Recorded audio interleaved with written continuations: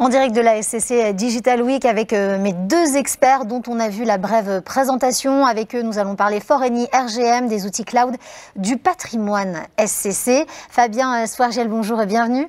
Bonjour Jeanne. Ça va? Très bien. Vous êtes directeur centre des compétences chez SCC. Oui.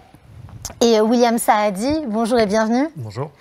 Vous êtes directeur BU automatisation SCC et puis j'ai décidé de vous tutoyer tout de suite parce que vous êtes nos experts et que chez vous, dans votre équipe, ça se passe comme ça. On m'a dit que vous étiez l'équipe avec ceux qui ont la grande barbe là, chez SCC. Entre autres, oui. Exactement ça. Ouais. Il paraît que c'est à ça qu'on vous reconnaît. C'est notre marque de fabrique. Juste avant, c'était les chaussettes et vous, c'est la barbe. C'est ça. On s'ennuie jamais chez SCC. Exactement. Franchement. Alors, peut-être pour faire un rappel, c'est une espèce d'outillage maison que vous avez décidé de mettre en place pour faciliter les trajectoires cloud de vos clients. Alors, d'un côté, on a le Foreni, qui est une plateforme SaaS, qui est privée, qui permet aux clients de déployer des services sur des providers cloud de leur choix en toute simplicité. Puis de l'autre côté, on a RGM, qui est la plateforme d'hypervision qui réunit et qui simplifie la mise en œuvre des logiciels libres les plus pertinents pour piloter des architectures. Alors dans ces architectures, on a Legacy, on a Cloud, on a Serverless, enfin tout ce qui va aider le marché aujourd'hui. Alors là, on arrive avec Foreni RGM. J'aimerais qu'on s'en parle, mais j'aimerais d'abord qu'on parle des outils qu'on appelle patrimoniaux des SCC, ce qui est là depuis le début, les fondations. Alors, patrimoniaux, alors juste une petite précision, c'est que donc pour Foreni et RGM, donc ça fait maintenant moins d'1 an qu'on les a commercialisés. Pourquoi on l'a fait? Juste pour la petite histoire, c'est que en fait, depuis maintenant plus de 5 ans, on a développé toute une approche autour du consulting. Et en l'occurrence, il y a une des activités qui consiste à recommander, du moins d'accompagner le client pour lui recommander le choix de l'outil du marché le plus approprié. D'accord? À sa situation. Sa situation. Donc du coup, ce qui est intéressant, c'est que pour SCC, ça permet d'une part de développer des expertises, d'être toujours, je dirais, up-to-date par rapport à ce qui se passe. Et aussi un autre point qui est très intéressant, c'est que ça permet surtout de voir le contexte client et de voir justement qu'est-ce qui répond, qu'est-ce qui n'y répond pas.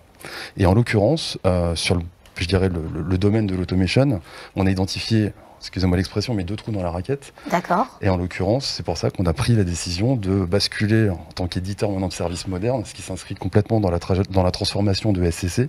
Et donc, on a sorti les solutions pas plus tard que fin d'année dernière, donc Foreni et RGM. Ça tombait à pic avec la situation qui nous attendait. Ça tombe plutôt bien. Les autres outils que vous utilisiez avant de merger sur Foreni RGM, qu'est-ce qui faisait partie de vos fondations alors? En fait, par rapport à l'approche que l'on a au niveau du consulting, c'est la valeur ajoutée d'un SCC, c'est très clairement d'arriver avec une approche agnostique. Donc ça veut dire qu'aujourd'hui, sur toutes les solutions autour du cloud ou autre, il existe des éditeurs majeurs que l'on connaît tous, je ne vais pas m'amuser à les citer. Donc ça veut dire qu'aujourd'hui, on a développé toute une expertise sur ces différentes solutions.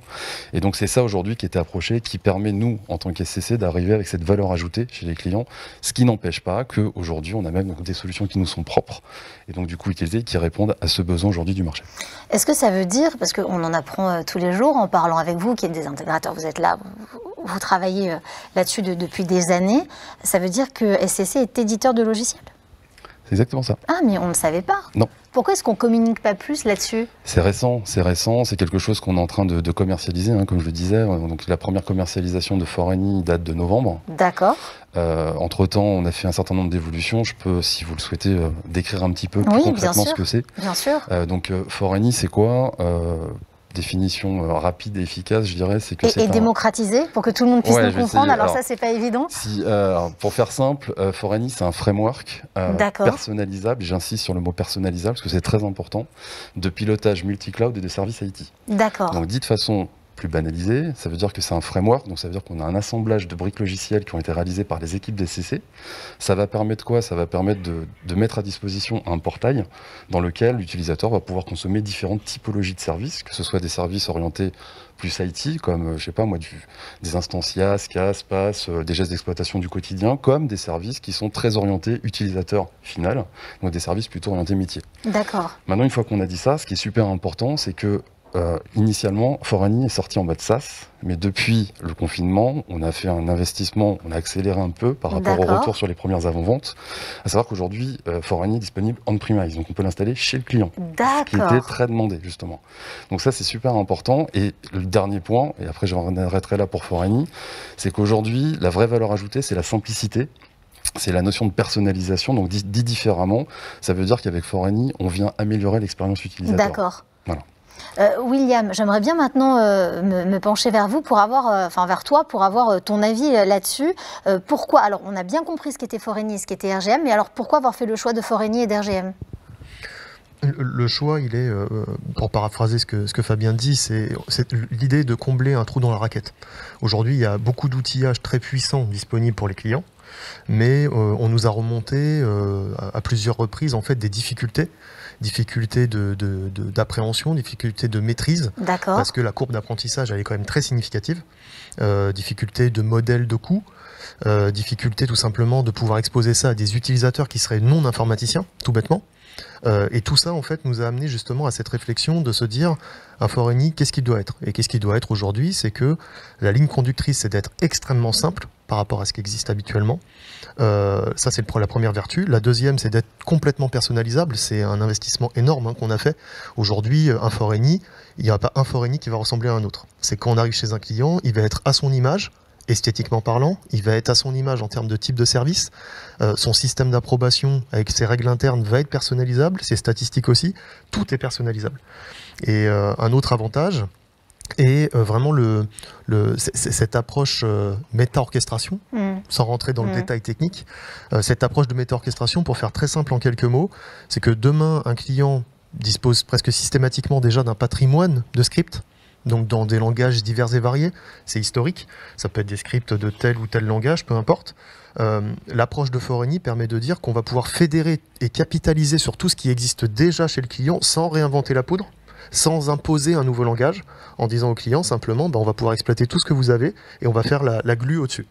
Et donc, en fait, vous allez moderniser tout en capitalisant sur ce que vous aviez déjà fait. Et ça, forcément, quand on explique ça au client, on ne va pas réfléchir à deux fois, on va se dire, ouais, ça me paraît pas mal. Hein. Et puis, très clairement, c'est un peu le retour d'expérience que l'on a, c'est qu'aujourd'hui, un projet d'automation, on a trouvé, on a vraiment un constat qui est significatif, c'est qu'il y a beaucoup de freins. Ouais. Et aujourd'hui, si vous n'avez pas la capacité de pouvoir faire ce qu'on appelle des quick wins, mais de pouvoir personnaliser à l'image, il y a un frein à l'adoption, parce qu'aujourd'hui, les gens sont habitués d'utiliser leur smartphone, d'utiliser plein de choses. Il faut qu'il y ait quelque chose qui soit à l'image de leur entreprise, qui soit simple, qui soit facile. Et d'enlever toutes ces contraintes, c'est vraiment une valeur ajoutée qui est très appréciée. Non, mais définitivement, parce que comme tu l'as très justement dit, William, on a aussi beaucoup de clients qui ne sont pas des informaticiens. Donc il faut pouvoir gérer à côté tout ça. D'ailleurs, j'aimerais bien qu'on se parle des clients, mais j'aimerais bien qu'on se parle des cas d'usage. Vous pouvez nous en parler des clients qui ont migré très vite, notamment en premise, c'est comme ça qu'on dit, oui. Directement sur site, sur Foreni et RGM. Comment ça s'est passé? Alors, la bascule, en fait, elle est relativement simple. C'est que le développement de la partie on-premise simplifie tout simplement l'accessibilité de la chose, puisque le SaaS reste aujourd'hui une épreuve plus de process pour les clients. Puisque en fait on a la crainte de se dire c'est pas hébergé chez moi, je vais devoir ouvrir mon réseau, je vais devoir en fait peut-être m'exposer à des risques, etc. Donc la partie on-premise aujourd'hui, le déploiement, la bascule se fait assez simplement, plus sur des clients qui aujourd'hui, et c'est un point important, je pense que Fabien en dira deux mots, mais dans le positionnement aujourd'hui, les clients avec qui on va transformer du Foreni, c'est pas des clients qui seraient partis sur une top solution qui pèse des montants assez considérables. Oui. C'est plus des clients qui cherchent justement cette notion de simplicité et tout simplement de se dire je veux pas transformer en fait mon processus métier et avoir de l'automatisation. Je veux pas le faire sur 2 ans. Ouais. Je veux que dans 3 mois j'ai déjà des services en ligne. Et c'est comme ça que ça se transforme. En général, on met en place le Foreni très rapidement. En une demi-journée, un Foreni est installé. Après, c'est toute la personnalisation qui prend plus de temps. Mais pour vous donner un ordre d'idée, en 3 mois, le client se retrouve avec 3-4 services déjà en ligne qui lui permettent d'exposer du as a service en fait à ses utilisateurs. Et un autre point important, cette évolution-là. Hein. Ça va très vite. Ah oui. Et sur RGM, on a peu parlé de RGM. RGM sur son aspect hypervision, la bascule elle est sur d'autres aspects, mais elle est très stratégique pour les clients. Puisque les clients qui vont vouloir du RGM, l'idée c'est de, leur simplifier complètement la vie des administrateurs, donc de faire des coûts. C'est de ramener ça vraiment à un aspect pécunier, mais c'est très important. Parce que c'est un business. C'est un business. Aujourd'hui, au lieu d'avoir 3-4 solutions pour pouvoir gérer du container, du cloud, le classique qu'on a chez le client, RGM fait tout. Donc un seul logiciel, une seule courbe d'apprentissage et un seul coût. Alors, on est en direct, vous le savez, j'ai déjà beaucoup de questions pour vous. On est presque sur la fin de cette émission. On va essayer de le gérer au mieux. La question qui revient sur RGR Foreni, est-ce qu'il y a un lien natif entre eux? C'est un peu ce dont on vient de parler, mais est-ce qu'il y a un lien un peu plus... Oui, alors, bien évidemment, il y a un lien. Ça veut dire qu'aujourd'hui, par défaut, en fait, un client peut avoir besoin, justement, quand il se trouve dans une situation de multi-cloud, justement, vu qu'une des vertus d'RGM, c'est de pouvoir simplifier la vie là-dessus. Donc, le combo Foreni-RGM amène une réponse sur tous les différents sujets, toutes les différentes douleurs. Maintenant, et ça sera, je pense, dans une seconde étape, on peut le voir dans le sens inverse, à savoir qu'on pourrait très bien voir un client qui a initié, qui rentre dans une démarche RGM et qui va utiliser Foreni pour faire de l'autorémédiation. Donc ça veut dire qu'une alerte, automatiquement, c'est Foreni qui va venir corriger quelque chose. Donc là, on rentre sur un step qui nécessite peut-être une maturité un petit peu plus importante, mais c'est exactement dans cette philosophie-là dans laquelle on s'inscrit.